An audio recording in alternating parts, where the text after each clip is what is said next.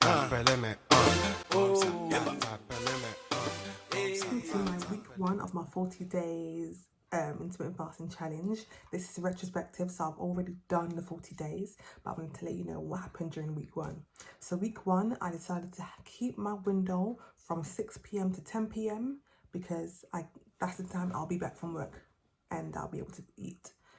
And so I thought there's no point, starting my fasting while I'm at work, because I don't want to carry food at work and break my fast when I'm at work and trying to eat in my clinic. That's not going to happen. So I thought at least when I'm home I could break my fast. It's better and easier for me.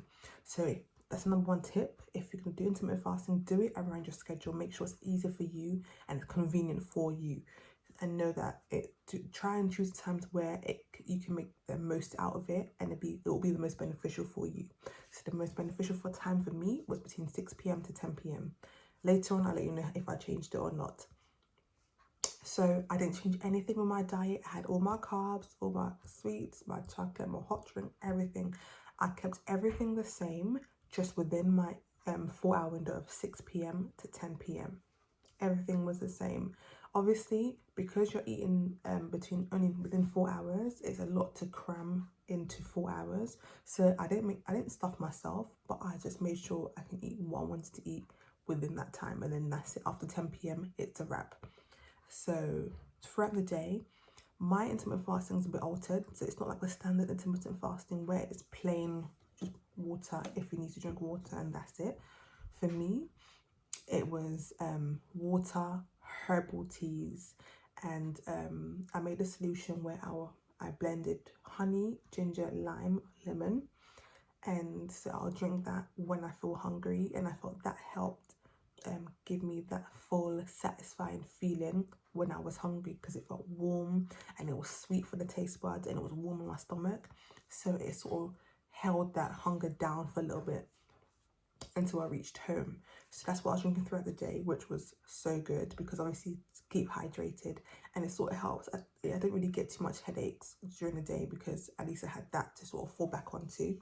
And then when I come home, I just eat within my 4-hour window, and that was it. I didn't do no exercise. The only exercise I would do was walking, and I barely walked, like for real.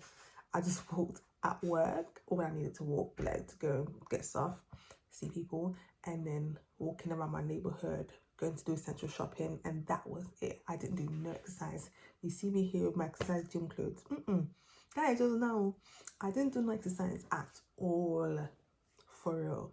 So week 1, I went from 116.2 to 111.5 or something like that. I literally dropped 10 pounds in 1 week. Did you hear that? 10 pounds in 1 week. So for me, week 1 was very successful. I would say it went very well. I didn't struggle because I knew that I was going to eat what I wanted to eat anyway within that week. I made sure I would incorporate changes slowly, because I know that intermittent fasting in itself is a shock to the body. Not eating for 20 hours is like, whoa.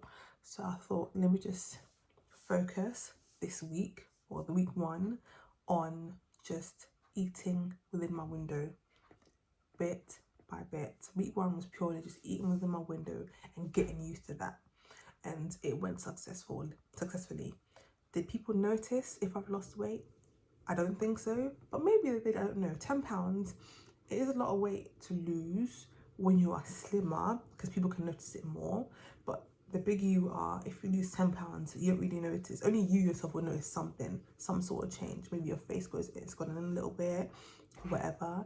But generally 10 pounds, when you're a bigger person, no one really notices unless they really, really know you like that. But generally you tend to notice those little differences. I think personally, like when you're a bigger person, when you start to go into the 20-pound mark, that's when it starts to become a bit more visible. But yes, week 1, 10 pounds down. I was enjoying it. I loved it. There was no pressure, no headache, nothing, because I was still getting my carbs, so my body was still able to survive until it could get its carbs again and be a bit more of a spring chicken. But definitely week 1, it went well. So stay tuned to see what happened in week 2.